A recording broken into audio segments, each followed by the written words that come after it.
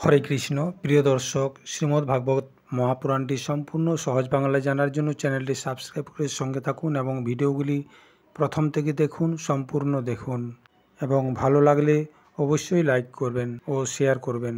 মহারাজা স্বয়ম্ভুব মনু এবং শতরূপা তাদের কন্যা দেবহূতিকে কর্দম মুনির সাথে বিবাহ দেওয়ার পর যখন চলে গেলেন, তখন দেবহূতি তার স্বামী কর্দমজিকে এমনভাবে সেবা করতে শুরু করলেন যেমন মাতা পার্বতী ভোলানাথের সেবা করেন।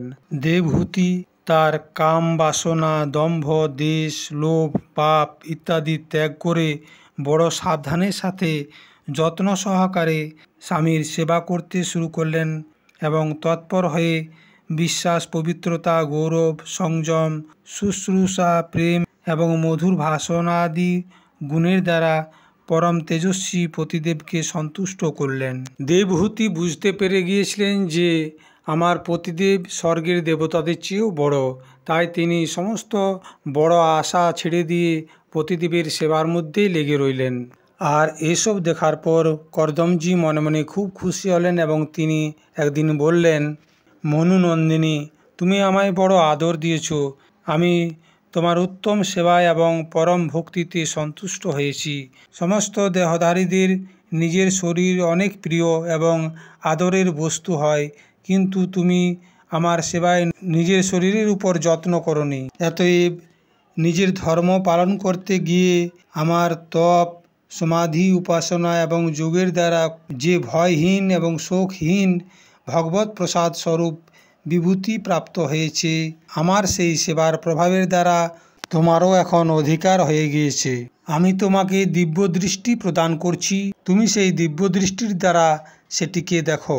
অন্য যত রকমের ভোগ আছে সেগুলি তো ভগবান শ্রীহরির এক পলকেই নষ্ট হয়ে যায়, অতএব উনার আগে কোনো কিছুই নেই। তুমি আমার সেবার দ্বারাও কৃতার্থ হয়ে গিয়েছ।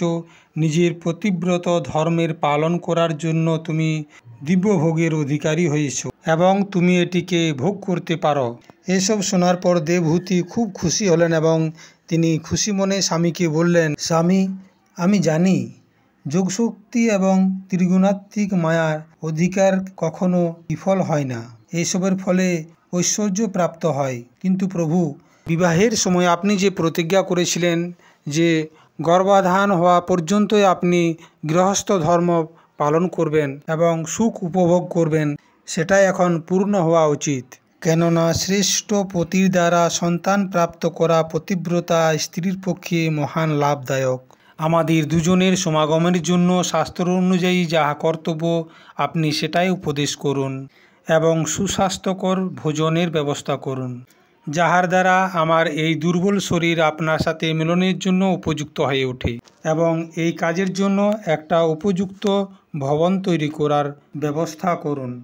কর্দম মুনি নিজের প্রিয়ার এইরকম ইচ্ছা পূরণ করার জন্য তৎক্ষণাৎ যোগস্থ হলেন এবং একটা বিমানের রচনা করলেন, যেটা ইচ্ছা অনুযায়ী সর্বত্র যেতে পারে।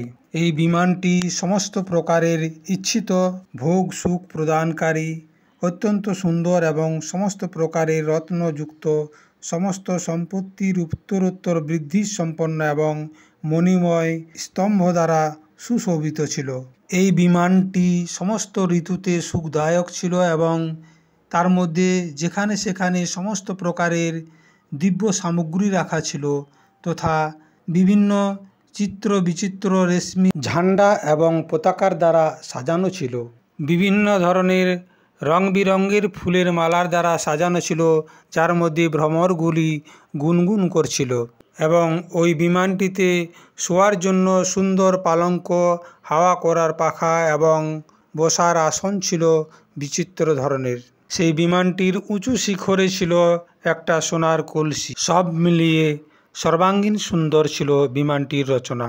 এবার দেবহূতি নির্মল হওয়ার জন্য সরস্বতী সরোবরে স্নান করলেন এবং স্নান করার পর তিনি দেখলেন যে সহস্রাধিক নারী তার অপেক্ষায় রয়েছে।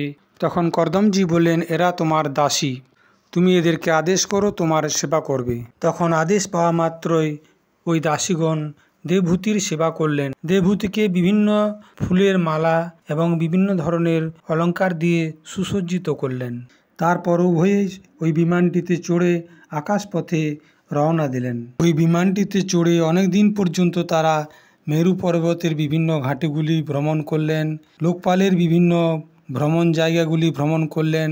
সেই সাথে ওনারা বৈশ্রম্ভক, সুরসন, নন্দন, পুষ্পভদ্র এবং চৈত্ররথ আদি অনেক দিব্যস্থানও ভ্রমণ করলেন। আত্মজ্ঞানী কর্দমজি সমস্ত প্রকারের সংকল্প জানতেন, তাই তিনি দেবভূতির সন্তান প্রাপ্তির জন্য উৎসুক দেখলেন এবং ভগবানের আদেশকে স্মরণ করে তিনি নিজের স্বরূপকে 9 ভাগে বিভক্ত করলেন এবং কন্যার উৎপন্ন করার জন্য একাগ্র চিত্তে অর্ধাঙ্গ রূপে নিজের পত্নীর ভাবনা করতে করতে ওর গর্ভে বীর্য স্থাপিত করলেন। আর সেই থেকে দেবভূতির গর্ভে 9টি কন্যা উৎপন্ন হলো। সেই কন্যাগুলি ছিল অত্যন্ত সুন্দরী। তাদের শরীর থেকে লাল পদ্মের সুগন্ধ বের হতো। এই সময় শুদ্ধ স্বভাবযুক্ত সেই সতী দেবভূতি দেখলেন যে পূর্ব প্রতিজ্ঞা অনুসারে তার স্বামী সন্ন্যাস আশ্রম গ্রহণ করতে চাইছে। তখন তিনি তার সমস্ত ব্যথা চাপা দিয়ে হাসি মুখে ব্যাকুল এবং সপ্তাঙ্গ হৃদয়ে ধীরে ধীরে অতি সুমধুর কণ্ঠে বললেন, স্বামী, আপনি যে সমস্ত প্রতিজ্ঞাগুলি করেছিলেন সেগুলি সম্পূর্ণ পালন করেছেন এবং তা সত্ত্বেও আমি আপনার শরণাগত রয়েছি। অতএব আপনি আমাকে অভয়দান করুন। এই কন্যাদের জন্য যোগ্য বর খুঁজতে হবে এবং আপনার বনে চলে যাওয়ার পর আমার জন্ম মরণ রূপ শোককে দূর করার জন্য কারো প্রয়োজন রয়েছে। এতদিন পর্যন্ত আমি পরমাত্মাকে ভুলে গিয়ে ইন্দ্রসুখ ভোগ করেছি, যাহা নিরর্থক হয়ে গিয়েছে। আপনার পরম প্রভাবকে না জানতে পেরে আমি ইন্দ্র বিষয়ে আসক্ত রয়ে আপনার থেকে অনুরাগ করেছি। তথাপি এটাও আমার সংসার ভয়কে দূর করার কারণ হতে পারে। যে মানুষ কর্মের মাধ্যমে না ধর্ম করে, না বৈরাগ্য করে, আর না ভগবানের সেবা করে, সেই মানুষ জীবিত থেকেও মৃতের সমান।